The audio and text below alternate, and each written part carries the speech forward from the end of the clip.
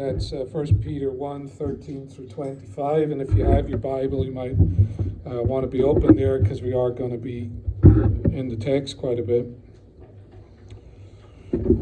Last week we got into the start of this chapter in 1 Peter. We did some of the background. Important to keep in mind the conditions on the ground when Peter is writing here. He is writing in the midst of Roman tyranny. Rome was set on fire.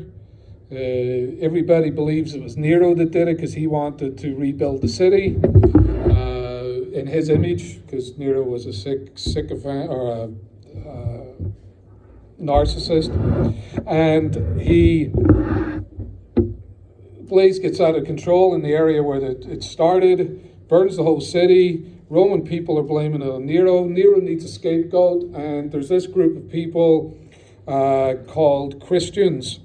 And they don't really know what they're about. They think they're Jews, but the Jews are against them, so they realize there's some kind of sect. They meet early in the morning. They eat flesh and drink blood. They have love feasts together, which was a part of the supper. That would be a fellowship meal. But of course, the Romans would have were casting all kinds of aspersions upon what they were doing. So anyhow, Nero says it was the Christians that did it, and this is the first major persecution of the church that breaks out under Nero. In Revelation, we have the number 666. There's a very strong argument, and I'm convinced that it's pointing towards Nero. Nero is the beast that's persecuting the church. You'll have to go away and do some research yourself on that. It is another side to this. It's interesting that the persecution, this first persecution lasted for 3.5 years. The number 3.5 comes up over and over in the book of Revelation. Doing a kind of a study in the book of Revelation now, but this is to say that when Peter's writing this letter, it's in these conditions. The Christians are being persecuted in terrible ways. I'm not going to list the things that were done to them. We did touch on them last week. Burned alive was one of them in the arena with the animals, that kind of stuff. They also would seize their possessions. They had no rights. There was no justice for the Christians. They were being mauled by the beast that was Nero and Rome. In the persecution, notable Christians that died under this persecution. Paul was one of them. Peter also died under this persecution. And when we get to 2 Peter, you're going to see that Peter says, I know my time to depart is soon. And he was right. He died. Aristarchus, some of you have heard of Aristarchus, the Macedonian, he died. Trophimus, an Ephesian died, we know that name. And then there was other real notables that died as well. So this was a real hit for the church. I mean, we got apostles dying. We've got notable leaders within the church, some that were a part of the group of 70 that Jesus sent out, including Barnabas and Ananias, who they say was an elder in Damascus. But regardless of the situation on the ground, Peter, when he's writing here, does not go in a direction that you might think he would go here. He brings the Christians good news. The list of things that Peter talks about, and we looked at them last week, starting at verse 3 and following, is he starts off by talking to them about the new birth. And this new birth is what Nathan was referring to at the supper. Born again of water and the Spirit they were, and they rose up to walk in newness of life and in grace. And last week we talked about how this grace, this new birth, this new covenant that we've entered into, we continually get this grace from God and from Christ and his blood, which gives us a new start over and over and over again. Christ gives us another chance. We get a do-over through the grace of God. And so Peter talks to them initially about that. He then talks about the living hope that they have. And this, we said last week, is a sure expectation of good coming to them. Even in the environment that they're in, good is going to come.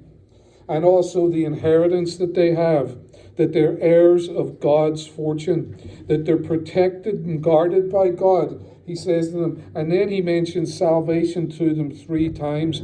And salvation means they've been rescued by God, rescued from the darkness, brought into the light of Christ. But not only does God rescue us from a world that is going to hell in a handbasket, in the midst of that, God will rescue us and rescue them even in the troubles they're in. And he'll rescue them then, and then when it comes to death, he will continue to rescue them. And this is all what salvation means. But he does talk to them about their suffering, and that is there, but then we realize that suffering is working for their good, because when Jesus wraps this whole thing up and he's going to do it, there will be praise, glory, and honor and immortality for the Christians.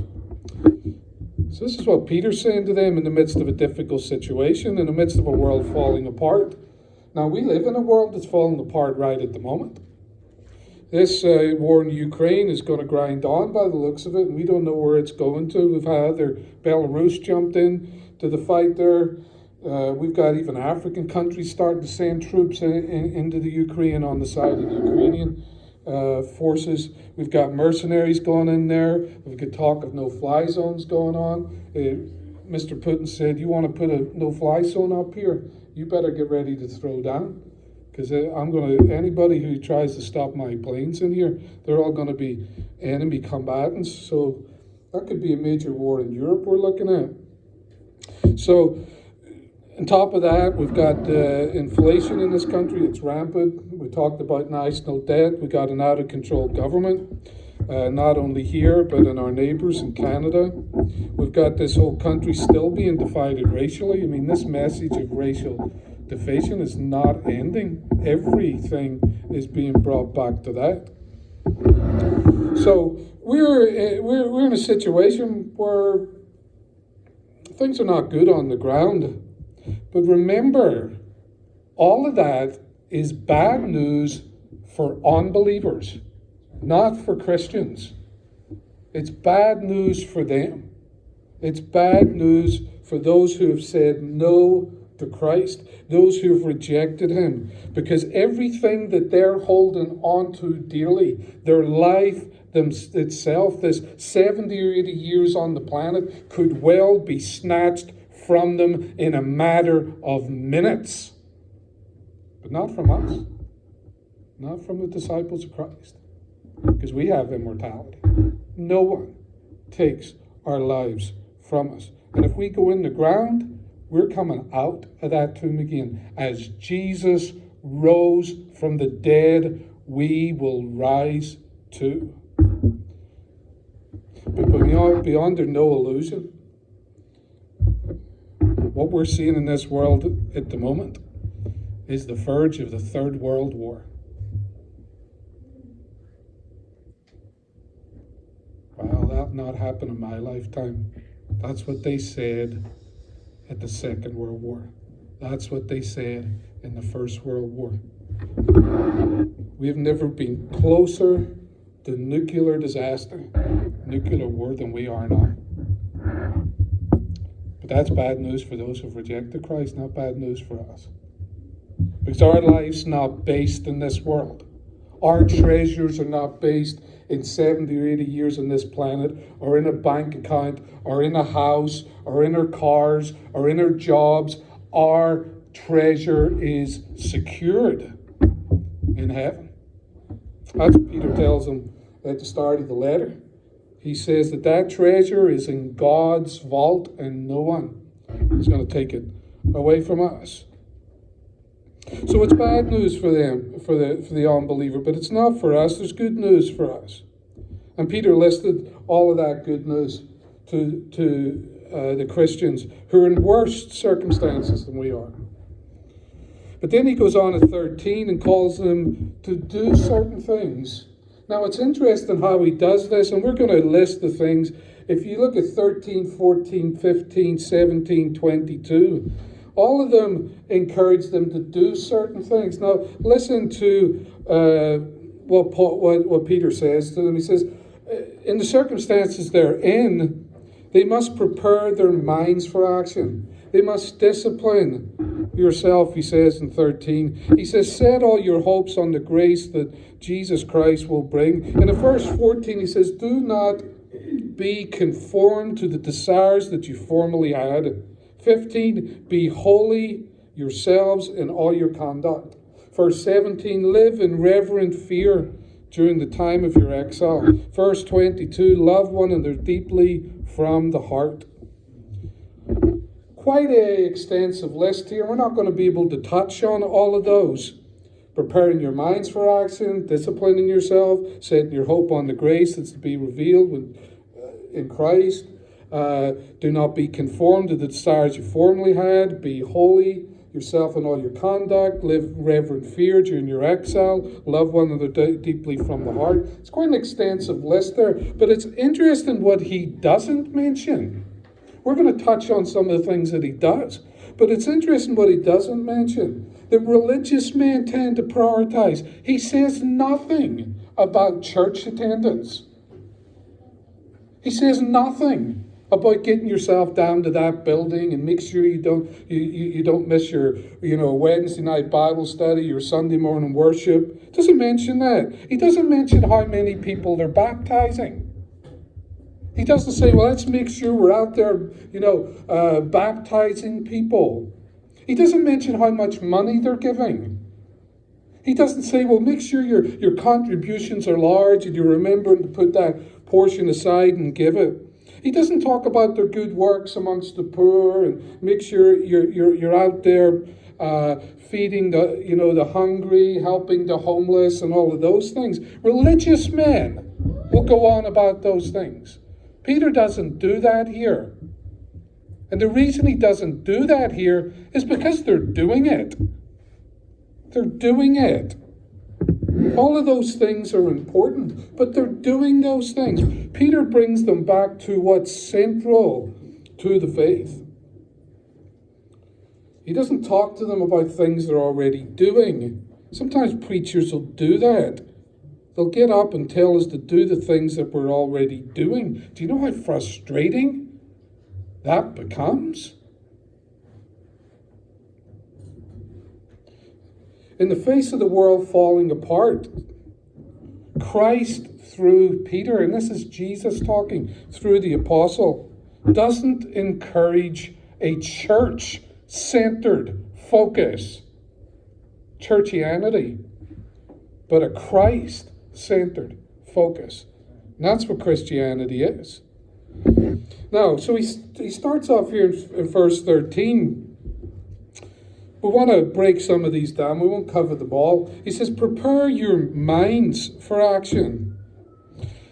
It's interesting how he goes here, that he goes to the inner life of the mind when it comes to their living like Christ. He starts off with what's going on in here in regards to the battle that they face.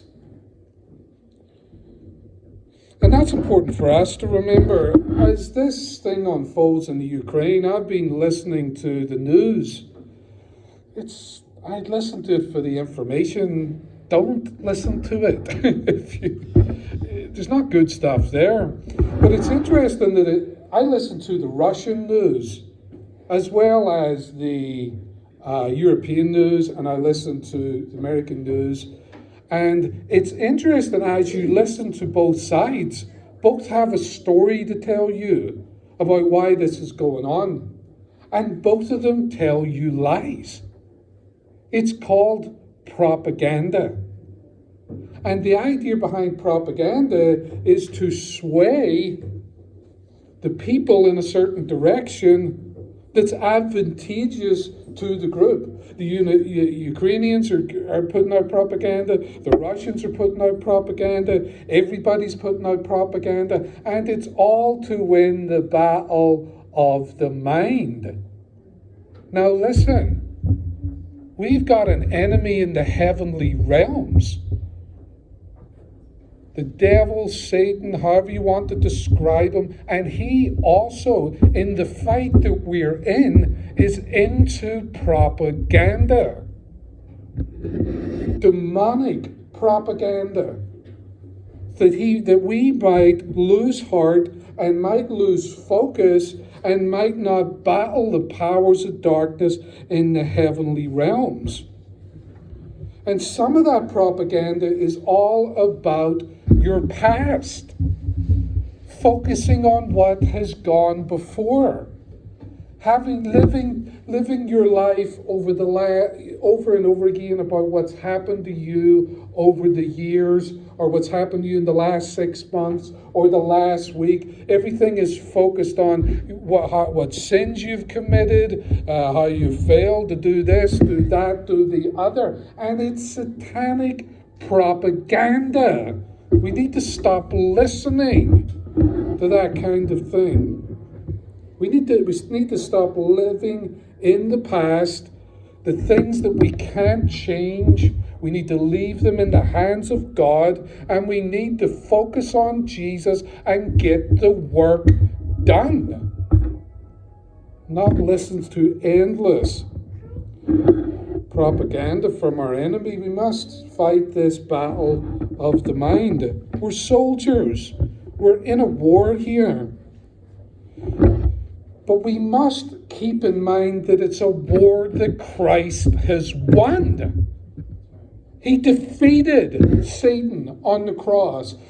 We know that because he rose from the dead. We cannot buy into this nonsense within our minds that maybe there's a fight between the devil and God and we don't know how it's all going to work out. It's propaganda. We must. We must win this battle of the mind.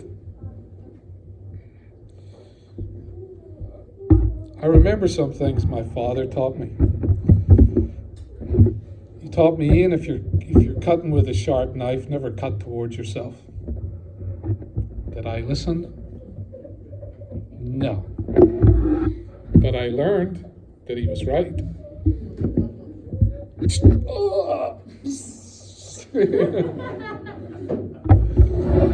I can't remember the conversation I was having with him this day. I can't remember what it was. I was upset about something. I got in a mood, and I occasionally do that now. And I was talking to him, and I'd convinced myself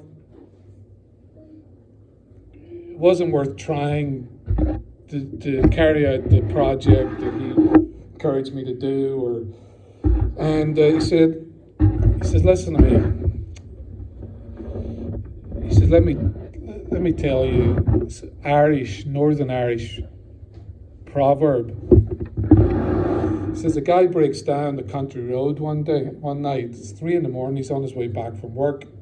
Breaks down by the side of the road. Gets out, realizes he's got a flat tire. Goes to get the jack out of the car. There's no jack there. It's Irish country road, 3 a.m. No one's coming there. So he sees the light off in the distance. It's a farmer's house. So he said, well, he's a farmer. He'll probably have a jack. So he's a couple of miles. He's walking down the road. He says, I'll go up. He says, but this is 3 a.m. I'm going to go up to this man's house. He's going to be sleeping, and he's not going to be happy to see me. But I need that jack. So he keeps on walking, and he's walking up the road, but then he thinks about it more. He thinks, this guy's a farmer. If he's sleeping, he's probably very tired because he's been working all day, and he'll be getting up early, so I'm going to go and wake him up at 3 a.m. He'll probably be angry with me, but I need that jack. So he keeps on up the road. And now he's thinking about, he's a farmer. Those guys have got guns. I'm going to go up to his house. He's going to get out of his bed. He's going to be very angry. And he might grab his gun. You know, he might think I'm on there trying to steal some of the animals or something. So now he's getting really, really nervous. And he's getting closer to the house and closer to the house. He gets to the courtyard and he's thinking, I'll turn back. He says, but I need this jack. So he goes up and he raps on the door, and the man sticks his head out the window. He says, can I help you? He says, you can keep your jack, and storms off. See, he got it into his mind. He defeated himself in his mind. And that's the problem we have. We have to fight the battle of the mind. Prepare your minds for action. In the situation that we're in the world that we're living in, the battle goes on here. He goes on to talk about to set your sure expectation of good on the grace that Jesus will bring to you when he's revealed from heaven. Verse 13. And then in verse 14 and 16, he says, do not be conformed. Do not be conformed to the life that you left behind that was passed on to you by your forefathers. I go and pick Morwena up at college. And from what I understand, the generation that's coming up now are rethinking life, and they're all going to do it all differently. They're going to be different from everyone else. And I sit there and I watch them coming in and out and in and out of that college on their phones like this. And I sit there, and sometimes it looks like they're going to hit each other. Because this one is looking down, that one's looking down. And I'm like, today, you can do it. You can do it. And then somehow they've got like this sense that there's something in front of them. They're like, oh, and they move on. But another thing I've also noticed is they're all being different, but they're all stuck on this phone like slaves together. But not only that, they all wear the same clothes. The girls are all wearing the same clothing. The guys all look the same. They all seem to act the same. And then when I listen to their views and YouTube, they all believe the same. But they all think that they're different. Because they've been conformed into a mold. They've been manufactured by the culture that they're living in. And we're not to be that way as Christians. We're not to be pressed into this world's system. It's okay to be different from the rest. Don't be conformed by this world. But listen, we're also not to be conformed by the secular world, but we're also not to be conformed by the religious world. In this culture, you have a church culture. And the talk about it is having a dynamic worship or being relevant within the community, having multiple facilities and buildings, and talking about numbers and budgets and experiences and whatever that might be. We have a church culture. And it all looks the same. You notice that? It all looks the same. It's like little franchises, little McChurches, all over the place. We don't need to fit into that mold. We don't need to be molded by the religious culture. Why don't we just talk about Jesus? Why don't we just live like Jesus? why don't we just offer people Jesus? And if they don't want him, bye. We're not a McChurch. We're not here to gain and people and build buildings and have experiences. All of that is out there. We're not going to be conformed to that. We don't need to be. We need to be revolved around Jesus. He says this as well in verse 17. He says, live in reverent fear. Live in reverent fear during your time in exile. Where is the fear of God in this religious culture and secular culture? Where is the fear of God? In fact, if you tell people that they're to be afraid of God, that's like a bad thing. But over and over and over again, throughout scriptures, we're told, you better fear God. Jesus says, don't be afraid of those that can kill the body. I tell you, be afraid of him who can throw both body and soul into hell. Now, Peter says to live in reverent fear. I had a discussion with a police officer up in the northeast. His name is Dan. Got to know him and his wife. His wife worked for the Inland Revenue. Very successful couple. He had a side business. She did some stuff on the side. Beautiful home. Nice cars. All the life that the American dream is what they used to call it. Nice vacations, and obviously there's money in the bank account and stuff. I remember having a conversation with Dan after he did my firearms course with him. We were sitting down having tea, and we're talking about Christ, we're talking about faith. And I said, you need to fear God, Dan. He was like, well, everyone says he loves me. I says, oh, yeah, he loves you. But you need to fear him. And you could see that he wasn't accepting this. Didn't like that idea. Missy was in the background, getting further away at this point. His wife. He says, well, how does that work? I said, Dan, if I go out in the street tomorrow and you're in uniform, you're not only going to be in uniform, what else are you going to have with you? He says, I'll have my sidearm with me. Dan, what's that for?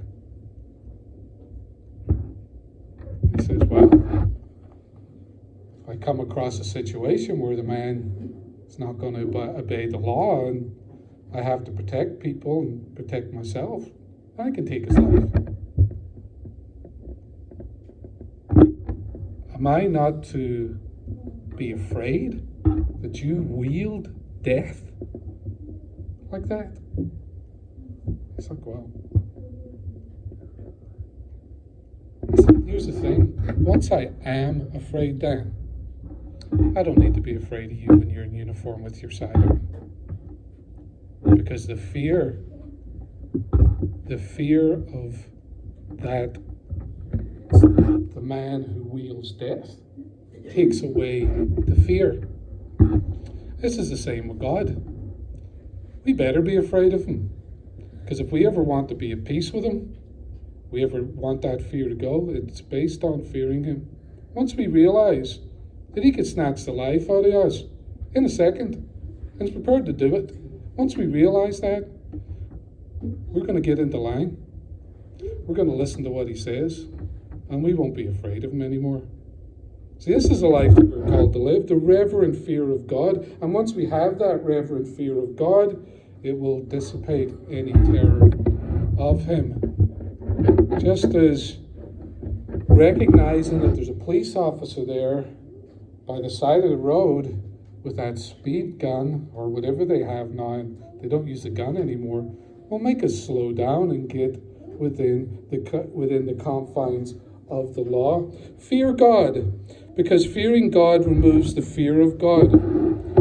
And the fear of God should lead us in the direction that Peter says here, that we should love one another.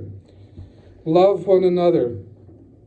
I read an article this past week. It's from a manufacturer of bomb shelters. If you're trying to get yourself a bomb shelter at the moment, you better get to the back of the line. The guy said this in the article. He says, we usually have 10 inquiries on a busy day to find out about our bomb shelters. They're 1,400 square feet that go underground and can just, protect you and your family. He says we're getting 700 calls a day. 700 calls a day. Why is that? Well, it's because people are looking at what's happening in Europe. They're looking at history and they're saying, this could go sideways real quickly. How will I look after my family? How will I look after myself? And they're driven by fear. Their number one priority is to cling to this life. And even if they did, and these bomb shelters work, what would they come out to? What would it look like? We live in a world that's melting down, but we're not called to be afraid of what men do or think they're going to do. We're called to fear God, and in fearing God, the fear of Him will dissipate. And we're called to love one another. And that's what the apostle says to these Christians in the worst kind of situation. Love one another deeply from the heart. You know, it's easy to say you love someone. It's easy to say, yeah, we're in this together. I love you. I care about you. You're my family. But do we really? Do we really? It's easy to say that. Anybody can say that. But do we love deeply and from the heart?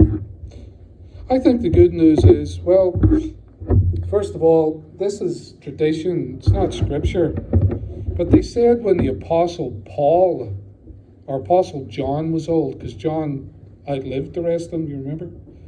They said that when he was old, he couldn't walk. So they would carry him to the meeting place.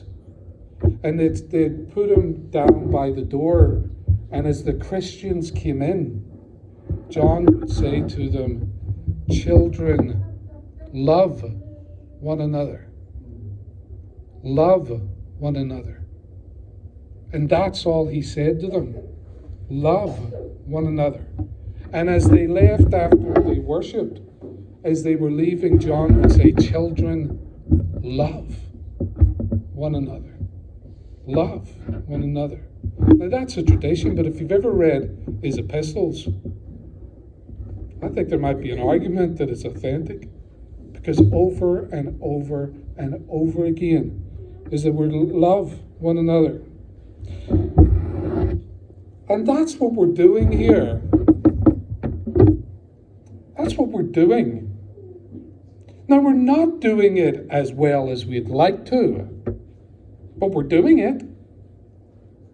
We do love one another. We care deeply about one another. And that's what we're called to do. Not only this day, but every day. Not in words, because it's easy to say, but from the heart. From the heart. Let me wrap this up here. We know the world we're living in is in a bad situation at the moment. We've listed all the things that are happening. The world that Peter was living in was worse than this, because there was active persecution of the Christians. But he reminded them, he spoke to them the good news, talked to them about a living hope, that they had an inheritance, that they were protected by God, that they had salvation, that God had rescued them and was going to rescue them and will continue to, regardless of death itself. He said they'd suffer, but that suffering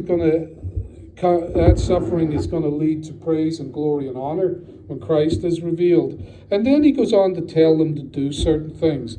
Prepare your minds for action.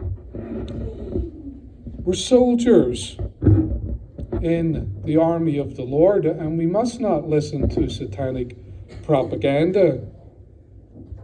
We must keep our eyes on Jesus within our minds and focus on him and all the good that's been done to us from him. He says not to be conformed, and we're not to be conformed by this world, be it secular or religious. We don't have to live like everybody else. Religious are religious. And he goes on to talk about the fear of God. We're not to live in the fear of man, but in the fear of God. And when we fear, when we realize that he has life and our lives in his hands and can take it at will, then we'll not be afraid, because we'll line ourselves up with Christ. But lastly, Peter says this: we're to fear God, but this fear of God should lead us to love one another deeply from the heart. We're going to have our last song, and Rogers, sorry, Callum's closing us in prayer today.